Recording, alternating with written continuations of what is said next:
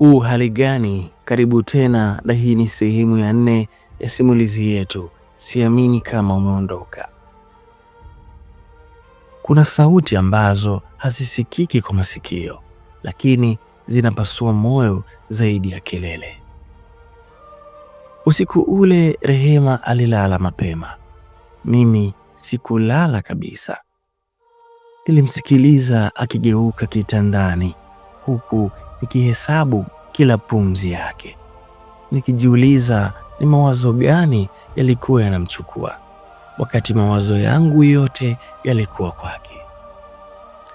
Niliwaza safari yetu tangu siku ya kwanza mimi na yeye Lusanga, nikikumbuka alivyonitazama siku ya kwanza, macho yaliyojaa aibu na matumaini.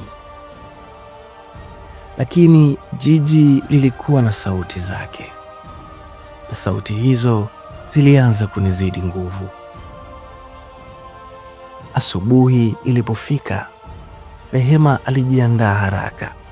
Alivaa vizuri, akajipulizia manukato, kisha akasema kwa sauti nyepesi, leo nitachelewa kurudi. Sikuuliza wapi anakwenda, sikuuliza anakwenda na nani, sababu nilihofia majibu yake.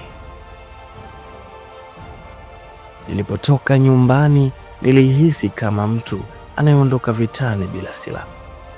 Siku ile kazini nilipata makosa mengi kuliko kawaida. Nilifanya kazi huku nikihisi moyo wangu ulikokivunjika taratibu. Jioni ilipofika, nilirudi nyumbani mapema. Nilikaa sebuleni peke yangu nikitazama saa. Sikumkuta Rehema.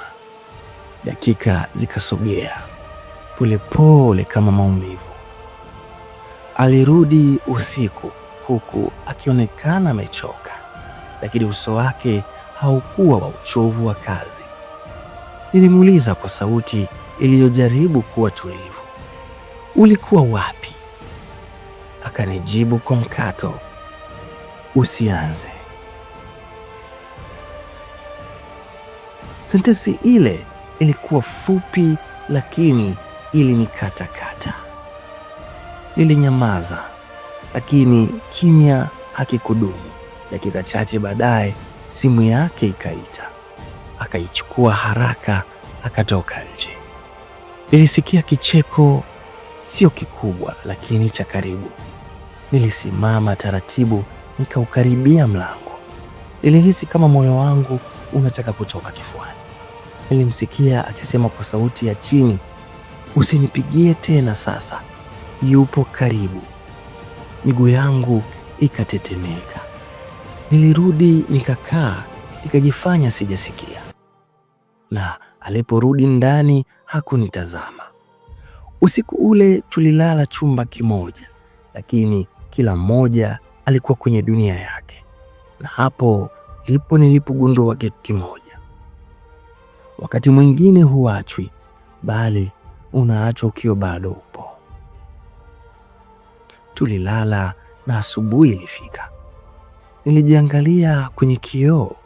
Nilimwona mwanaume aliyekuwa akipotea taratibu, bila kelele, bila shahidi, na nikajiuliza swali ambalo halikunipa amani. Je, ni wapi nilikosea hadi nikajikuta sio tena chaguo la kwanza moyoni mwake? Rehema, Rehema. Hii ni sehemu ya 4. Usikose sehemu ya 5, sehemu ambayo siri haitabaki siri, sauti itatajwa kwa jina, na ukweli utaanza kuvunja kile kilichobaki. Kama simulizi hii imekugusa, like, comment na share ili na wengine waguse maisha. Sauti ni ya Kali Jayara, na hii ni Cover Media. Kupitia simulizi tunagusa maisha.